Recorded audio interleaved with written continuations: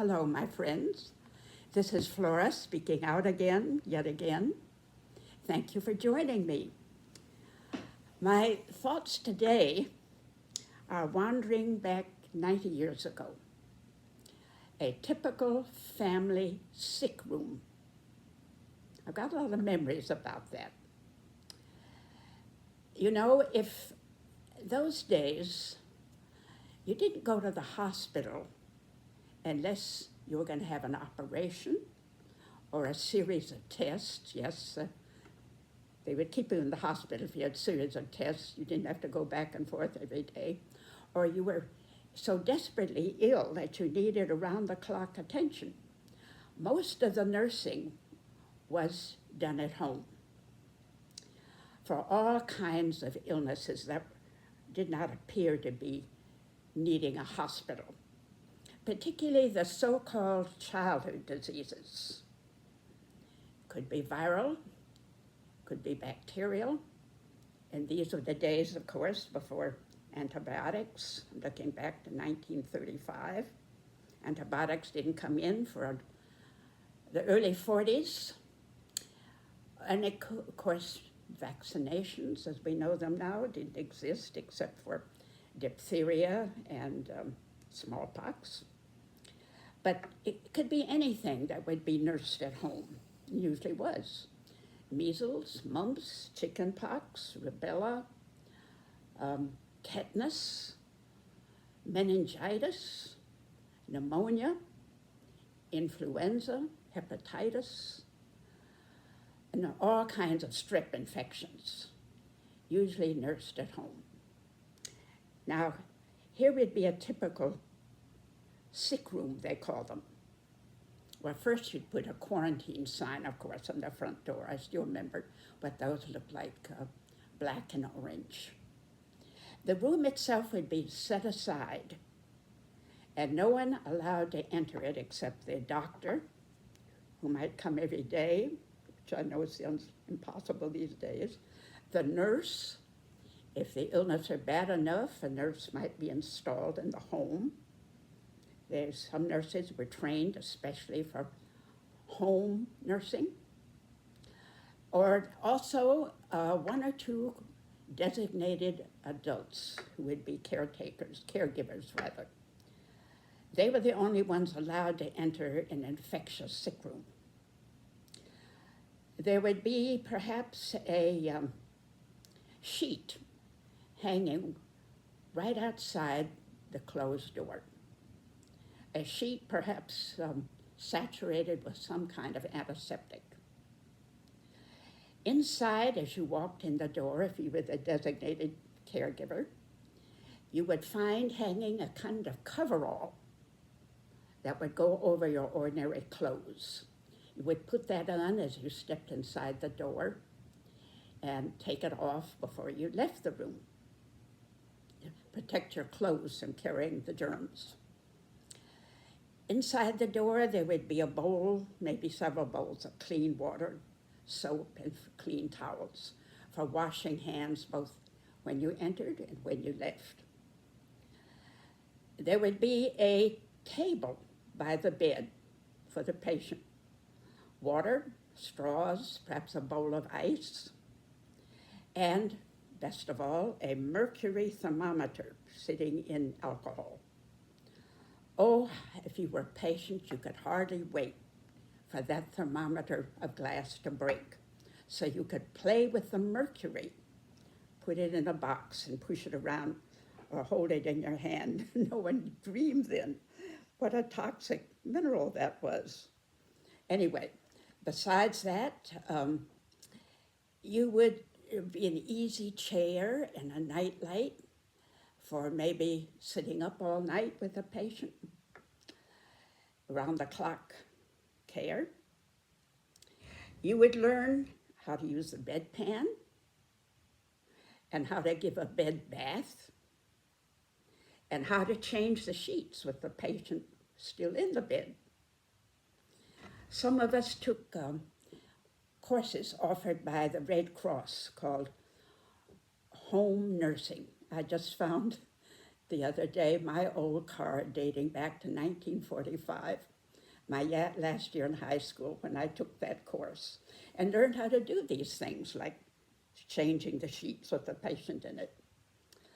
For dirty laundry, you had a drawstring bag or a basket with a lid on it to be carried to wherever the non-automatic clothes washer was. Those are the days still of tubs and scrub boards and the rest back in 35. And one assumed back in those days that, of course, the mother would not be working outside the home. She could be full-time caregiver. If she was working, no sick leave would be allowed for her as a caregiver. That would be your problem. You'd lose your money.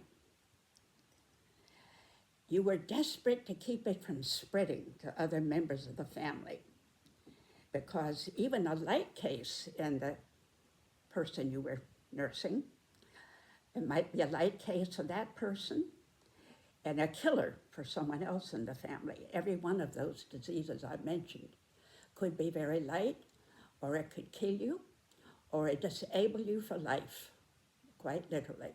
So-called childhood diseases were very dangerous for adults.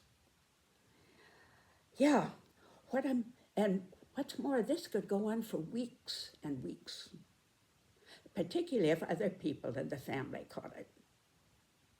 This kind of nursing all day long, part of the night. Okay, it seemed like a miracle when the CDC was founded in 1946, about 84 years ago. An incredible organization where the great scientists and doctors kept an eye on the epidemics developing, warned us of epidemics overseas, worked on the vaccinations, gave you scientific information how to handle a disease. It seemed like a miracle to have that kind of center in the nation. And then the vaccines began to be developed, mostly in decades later, beginning in the 50s, going on to 60s, 70s. Those of you who are older than 70 may remember those days of the typical home family sick room, and what a miracle when there was something that could prevent them, because you knew in every family sooner or later you would have weeks like this. People formed lines going around a block, more than a city block maybe, to get these vaccines. Well, now of course you've heard the news.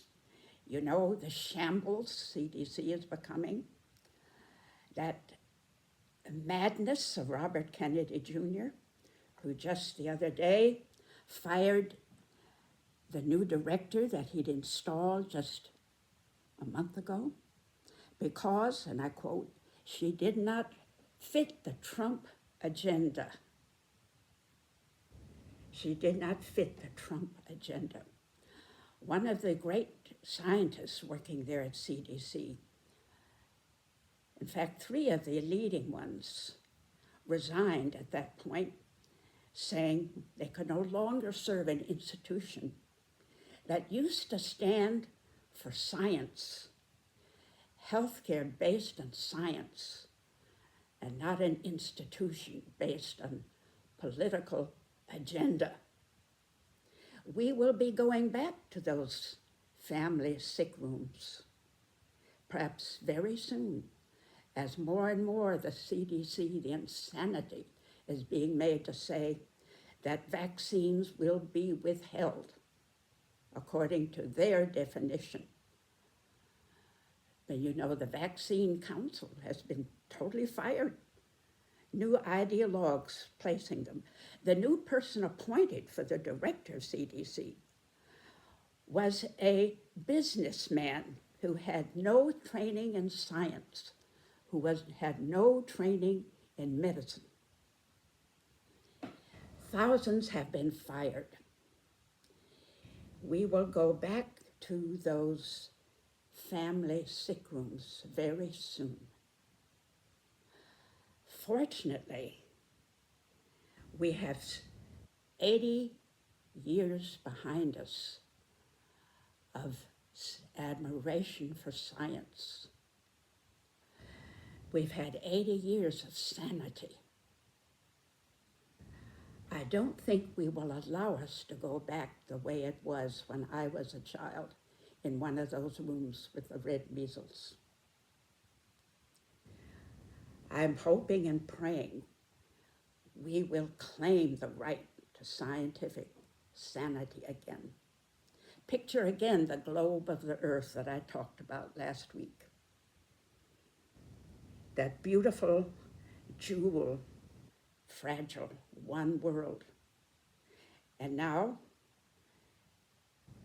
these diseases in this one world, with the new means of travel, a disease in one country can spell death for another nation. Picture the world, though, and how it can be that we spread not only disease and insanity, but health. Health not just for ourselves, but for nations all around this one beautiful globe. It can be, I believe it will be, but only if we are awake to the danger and insanity with us at this moment. I will quote from Scripture. Thousands of years ago, the prophet said that God spoke to the earth with these words: "Behold, I have set before you life and death. Choose, therefore, choose life that you may live." Thank you for being with me this evening and thinking with me. See you later.